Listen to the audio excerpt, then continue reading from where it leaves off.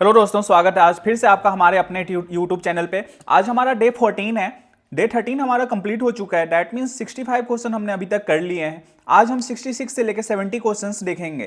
तो आज का हमारा पहला क्वेश्चन जो है, कह रहा है कि find the value of P for which one of the root of quadratic equation P X square minus 14x plus 8 equal to 0 is 6 times the other.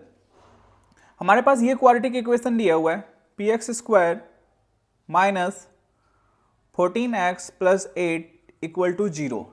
ये हमें क्वाड्रेटिक इक्वेशंस दी हुई है। जब हम यहाँ से इक्वेशन देखेंगे तो एक्स स्क्वायर के साथ जो नंबर होता है वो p होता है, b के साथ जो नंबर होता है वो x के साथ जो नंबर होता है वो b होता है, और कांस्टेंट नंबर हमारा 8 है। तो यहाँ से अल्फा प्लस बीटा का फॉर्मूला जो हम लगाते हैं वो है minus B upon A.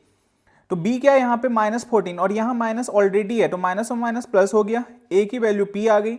Alpha की जगह अल्फा रहेगा, लेकिन जो बीटा है, find the value of which one root of the quadratic equation is 6 times the other. मतलब बीटा जो होगा वो पहले वाले के 6 टाइम्स है। तो यहाँ से अल्फा और 6 अल्फा मिलके 7 अल्फा बनेगा 14 अपान p। तो अल्फा की वैल्यू 14 बाई पी, और ये 7 नीचे आ जाएगा, 7 टू जा 14। तो यहाँ से अल्फा जो आ गया हमारा आ गया 2 बाई पी। अभी हमें p की वैल्यू निकालनी है, तो अब हम प्रोडक्ट का फॉर्मूला लगाएंगे। प्रोडक्ट हमें क्या कहता था कि alpha into beta equal to C upon A. Alpha alpha रहेगा, बीटा की जगह 6 अल्फा आ जाएगा, c हमारा कितना है 8 और a हमारा p है। अल्फा की वैल्यू कितनी थी 2 by P, alpha into alpha alpha square into 6 8 by P. तो अल्फा की जगह हमने पुट कर देनी है 2 बाई पी का स्क्वायर इंटू 6 8 बाई पी।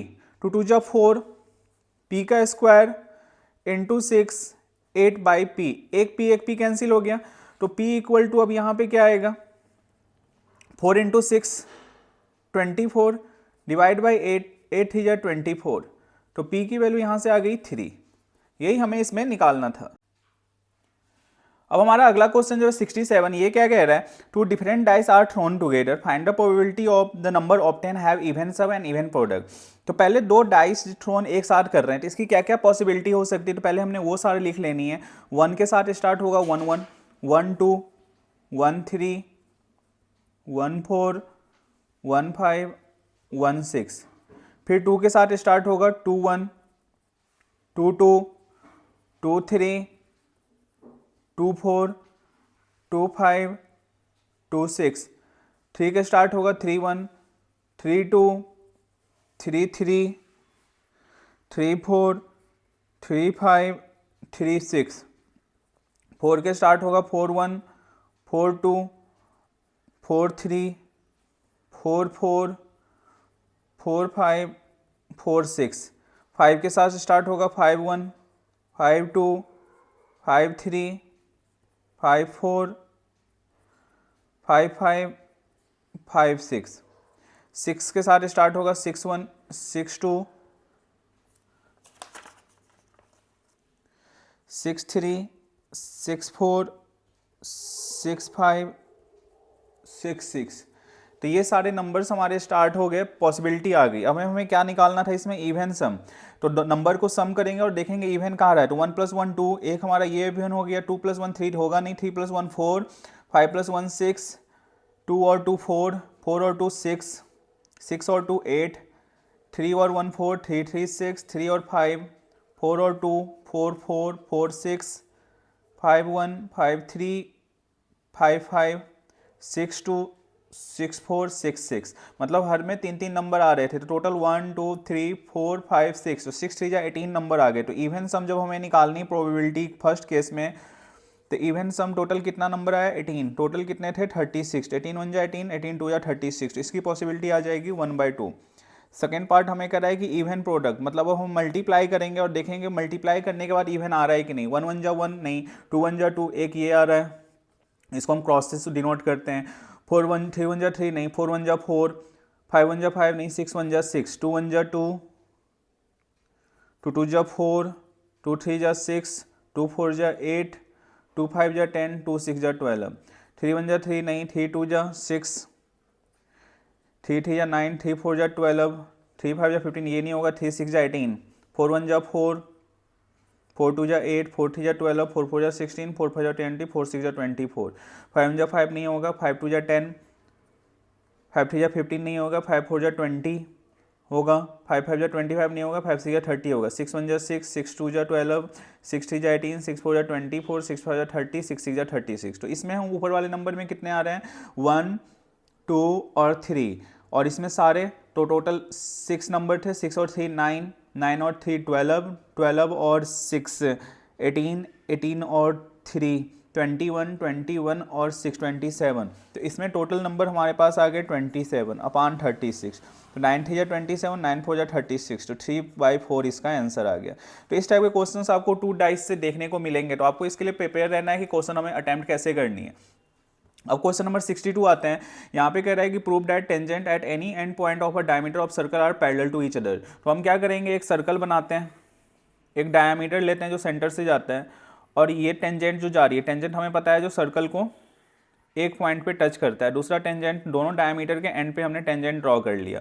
अब हमें ये प्रूव करना है कि ये पैरेलल होना चाहिए। इसको हमने नाम दे दिया ए और इसको नाम दे दिया बी, इसको सी और इसको डी। ये हमारा सेंटर पॉइंट हो गया ओ, जहाँ पे टच कर रहा है वो पी हो गया, और इधर जो टच कर रहा है वो क्यू हो गया। अब हम कैसे करेंगे, तो यहाँ पे देखेंगे तो angle A P O equal to ये एंगल इसके बराबर होगा, अल्टरनेट 90 डिग्री है, तो ओ क्यू डी। तो यहाँ पे क्या टेंजेंट हमें पता है कि वो जहाँ पे टच करता है सर्कल पे वो क्या होता है 90 डिग्री, तो ईच 90 डिग्री। और दूसरी तरफ से देखेंगे तो इधर वाला एंगल सी क्यू ओ और इधर से बी पी ओ, तो यहाँ पे हमने लिखना है बी पी ओ और इधर से लिखना है सी क्यू ओ, ये भी 90 डिग्री है। अब देखेंगे जब हम दोनों इक्वेशन को फर्स्ट और सेकेंड को, तो ये एंगल इसके बराबर है, तो अल्टरनेट इंटीरियर एंगल इक्वल हुआ, और ये एंगल इसके बराबर है, दोनों में अल्टरनेट इंटीरियर इक्वल हैं।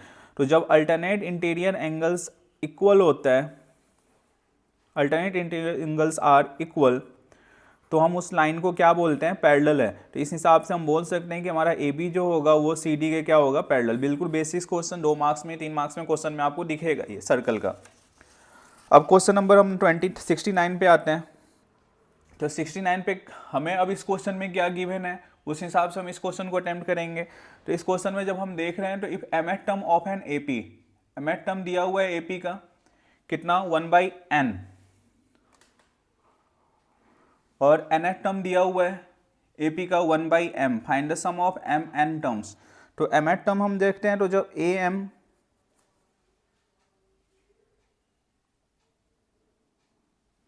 mth टर्म हमें दिया हुआ है, तो mth टर्म कितना दिया। अब इस क्वेश्चन में हमें mth टर्म दिया हुआ है, तो mth टर्म हमें देखना पड़ेगा कितना दिया हुआ है। तो mth टर्म जब हम रीड लगाते हैं AP का, तो 1/n दिया हुआ है, तो यहाँ पे हमने लिख लेना है mth टर्म 1/n, और n टर्म जो है वो 1/m दिया हुआ है। हमें सम निकालनी है, find the sum of first mn terms, mn terms का सम निकालनी है। तो जो चीज़ हमें गिवन होती है उसी से हमें क्वेश्चंस पता चलता है कैसे करना है। तो mn टर्म है, तो यहाँ पे हम लिख लेंगे a plus m-1d equal to 1/n, इसको हम फर्स्ट इक्वेशन मानते हैं।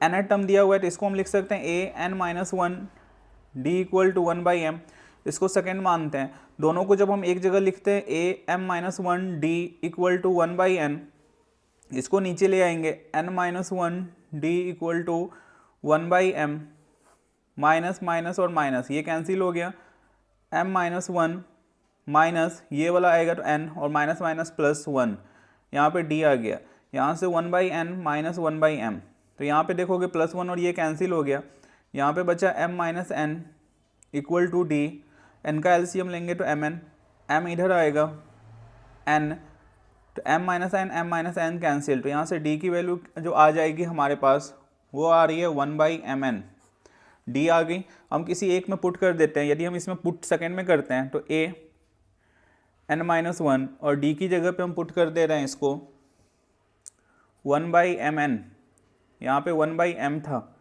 तो ये सिर्फ d के साथ है तो हम डायरेक्ट नहीं कट कर सकते हैं, तो इसको हम ओपन करेंगे mn। अब हम यहाँ पे एलसीएम लेते हैं mn, यहाँ पे m ऑलरेडी है तो यहाँ n आ गया माइनस n-1, तो यहाँ पे सॉल्व कर रहे हैं तो n-n minus minus plus mn, ये और ये कैंसिल हो गया, तो a की वैल्यू भी कितनी आ रही है 1/mn। अब हमें S-mn निकालनी है, तो S-mn का फॉर्मूला हम लगाएंगे n/2, तो यहाँ mn है तो mn/2 हो जाएगा 2a, तो a की वैल्यू हमारे पास आ गई 1/mn प्लस n-1, तो mn-1, और d की जगह भी आ जाएगा 1/mn।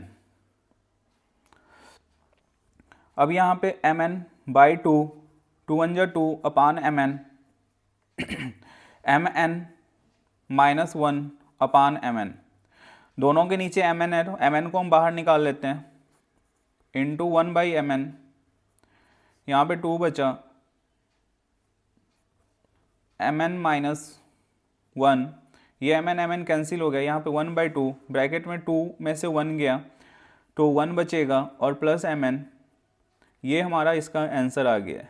तो इस टाइप के क्वेश्चंस एपी से हमें अक्सर एग्जाम में पूछेगा, तो इसके लिए हमें तैयार रहना है। अब हम क्वेश्चन नंबर अगले पे आते हैं 70 पे, ratio of sum of first m n n terms, m term का रेशियो और एस एन का टर्म रेशियो, ये दिया हुआ है m स्क्वायर n स्क्वायर, और हमें प्रूव करना है रेशियो ऑफ m एट टर्म अपान n एट term to m minus 1 is to n minus 1। तो देखते हैं कि इस क्वेश्चन को हम कैसे कर सकते हैं।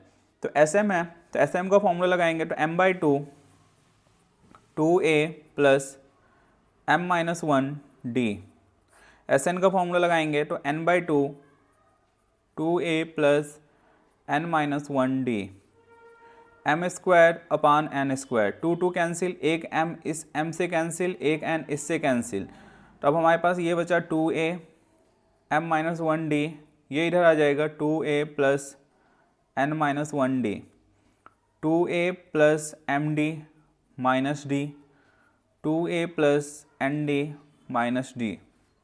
अब देखो जब साइन दोनों तरफ सेम होती है तो हम एक तरफ करेंगे तो कट हो जाएगी, तो यहाँ से 2a और 2a कैंसिल हो गया। अब d को हम देखते हैं इधर, तो यहाँ पे हम जब d लेके आएंगे तो एम डी, ये क्या है,